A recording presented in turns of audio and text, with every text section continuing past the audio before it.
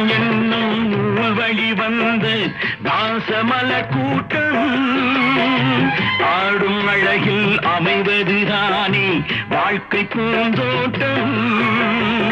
பாசம் என்னும் நூல் வழி வந்து பாசமலர் கூட்டம் ஆடும் அழகில் அமைவதுதானே வாழ்க்கை பூந்தோட்டம்.